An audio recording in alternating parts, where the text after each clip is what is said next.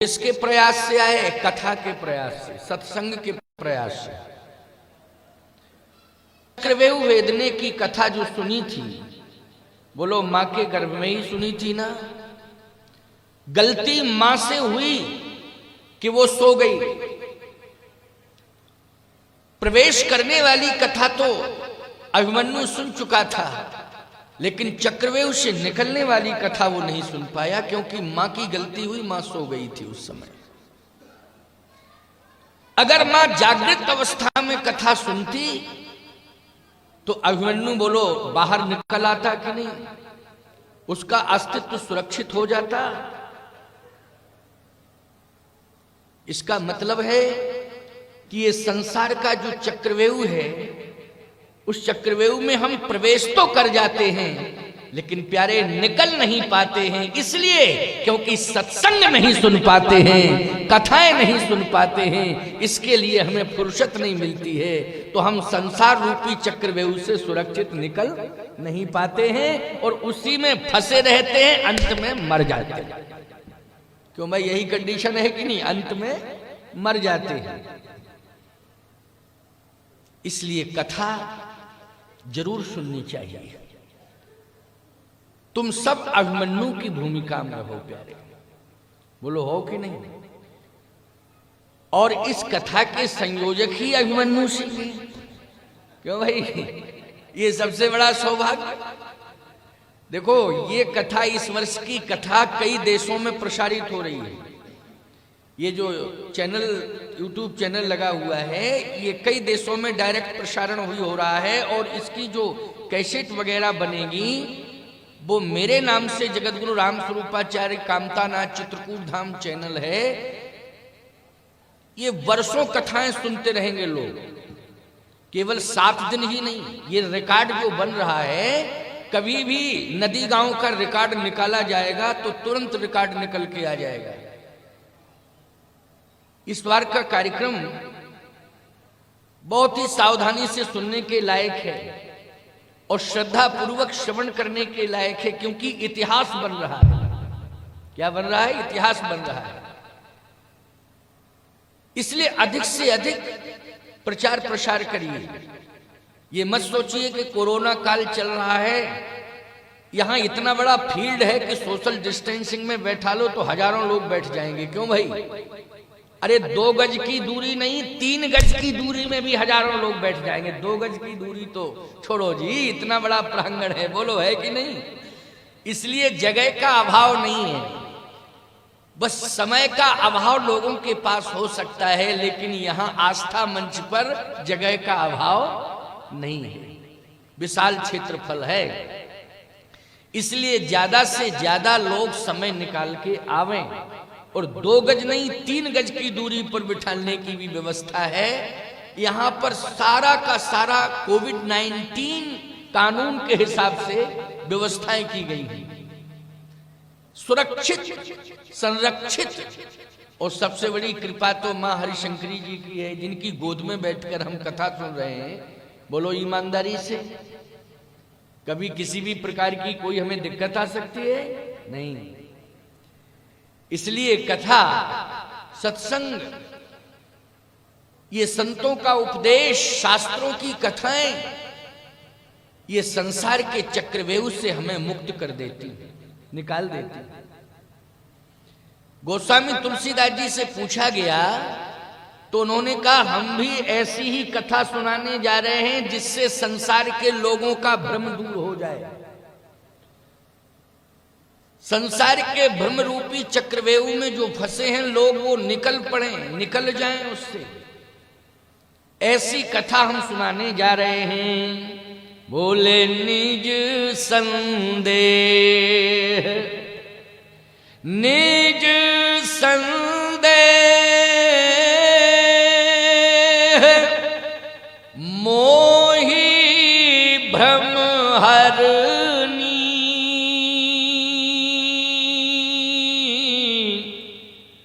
कहूं कथा भव सरिता तरणी, कहूं कथा या करहूं कथा कथा भव सरिता तरनी। ये भव रूपी सरिता से आप पार हो जाएंगे, संसार के इस माया मोह रूपी चक्रव्यूह से आप निकल जाएंगे। लेकिन विकल्प केवल है भगवान का चरित्र, सत्संग, और कोई दूसरा विकल्प नहीं है।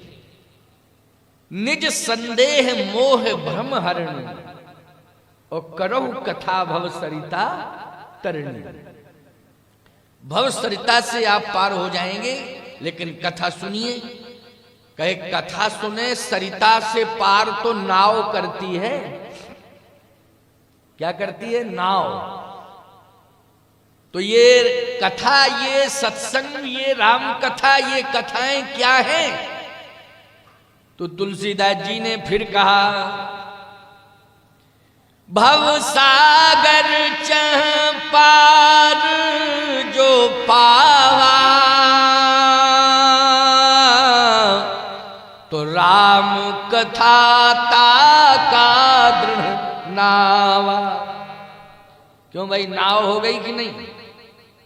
ये नाव। तो अब बताओ, ये राम कथा रूपी नाव का सत्र आज से शुरू हो गया। अब जो लोग आ जाएं और बैठ जाएं वो तो पार हो जाएंगे, और जिनको फुर्सत ही नहीं मिल रही आने की तो नाव में पार फंसे रहे। क्यों भाई, उसमें हमारी तुम्हारी क्या गलती है? ये कथा रूपी नाव, ये पूरा एक सप्ताह का टाइम है। और देखो 4 घाट हैं, 4 घाट, हर घाट पर ये नाव जाएगी। समझ गए हो कि नहीं? हर घाट पर ये नाव जाएगी।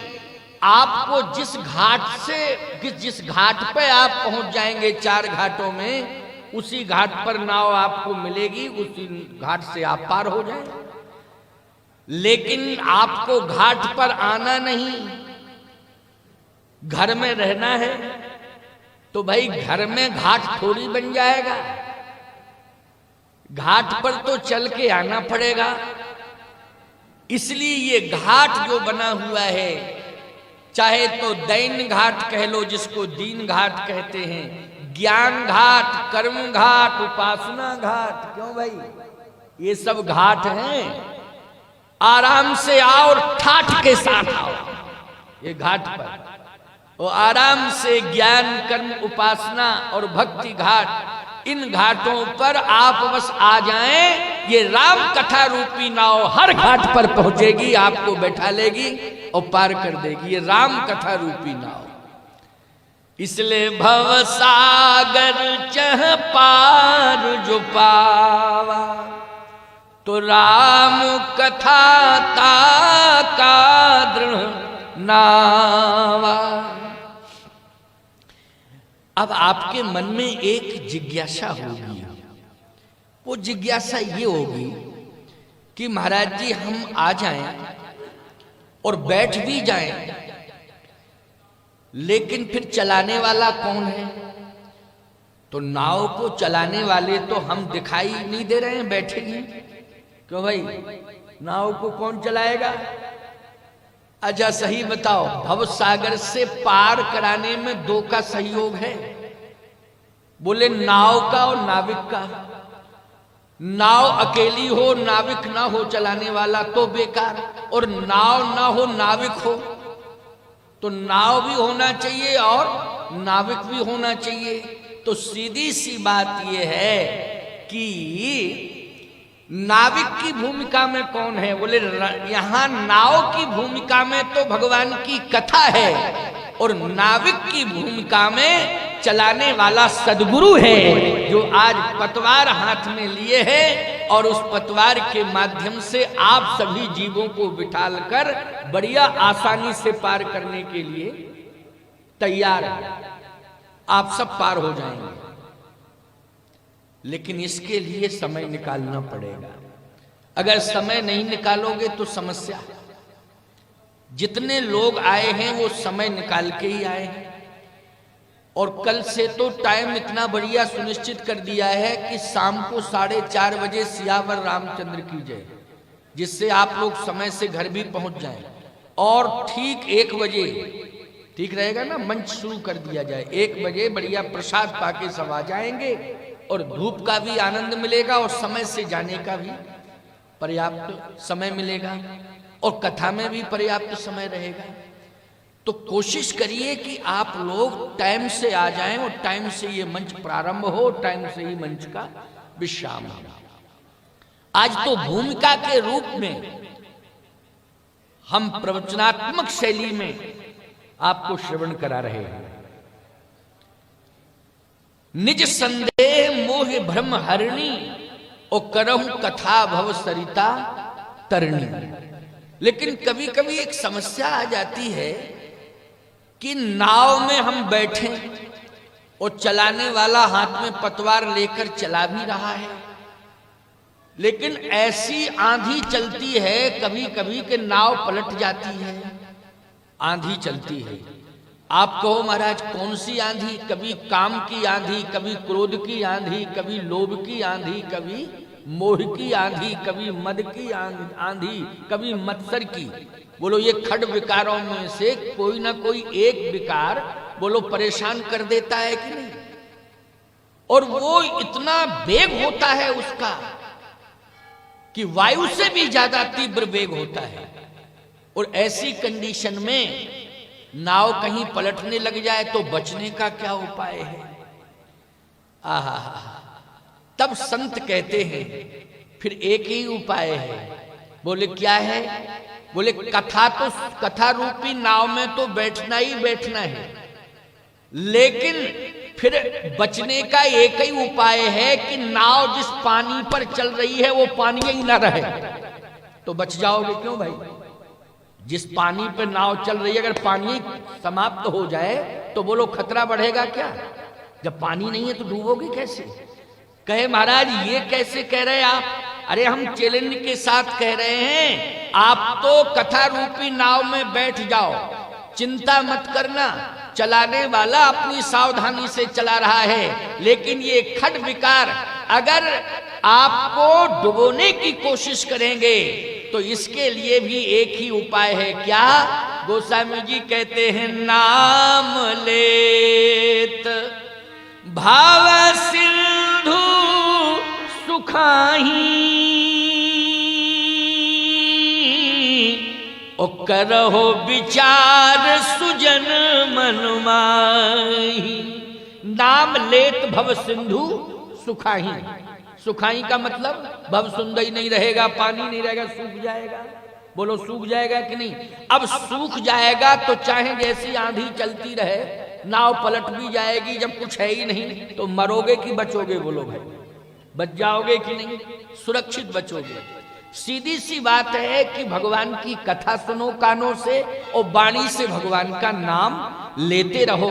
नाम लेते रहोगे, सत्संग सुनते रहोगे तो ना तो काम का प्रकोप होगा, ना क्रोध का प्रकोप होगा, ना लोभ का प्रकोप होगा, ना मोह का प्रकोप होगा, ना मद मत्सर का प्रकोप होगा।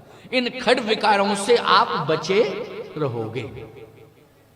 ये सत्संग का प्रभाव है और भगवान की कथा के साथ भगवान के नाम का प्रभाव है।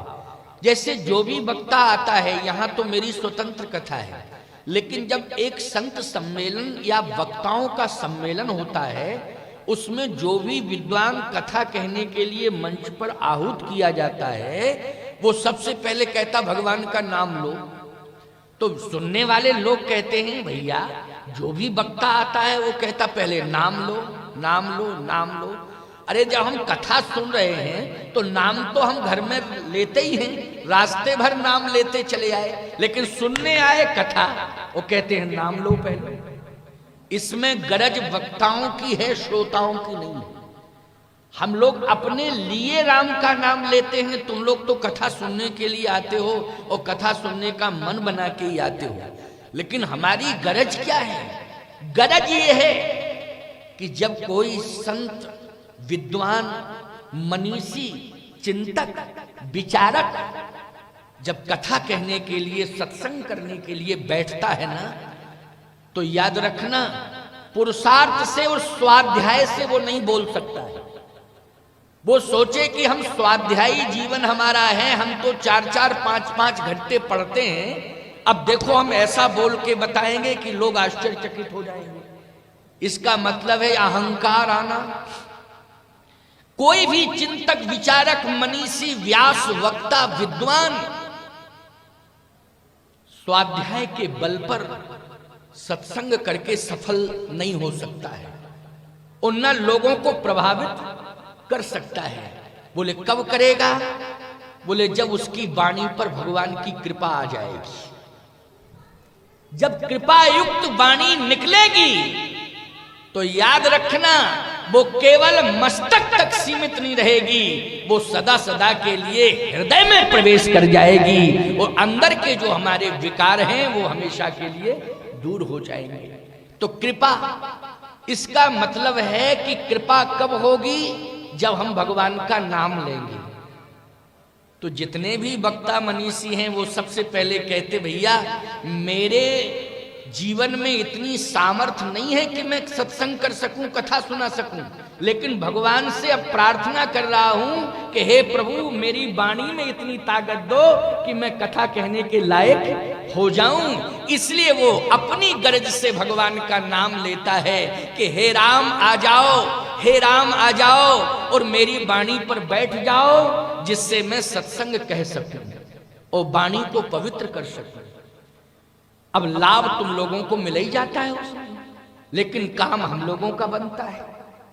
इसलिए हर वक्ता अपनी वाणी को धन्य करने के लिए, मुख को पवित्र करने के लिए, प्रभु की कृपा प्राप्त करने के लिए प्रभु का आवाहन करता है संकीर्तन के माध्यम से, तभी बोलने की क्षमता उसे प्राप्त होती है। ये इसका अर्थ है।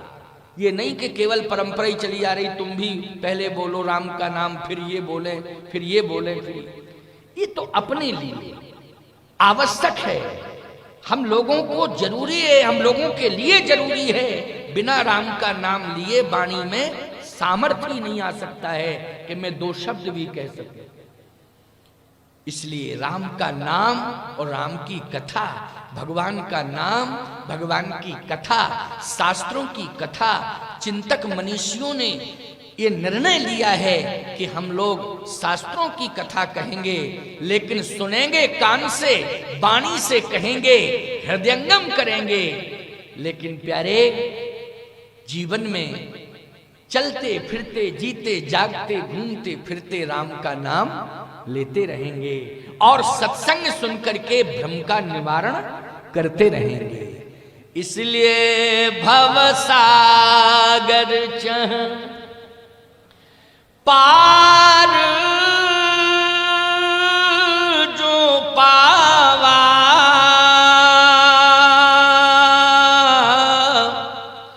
तो राम कथा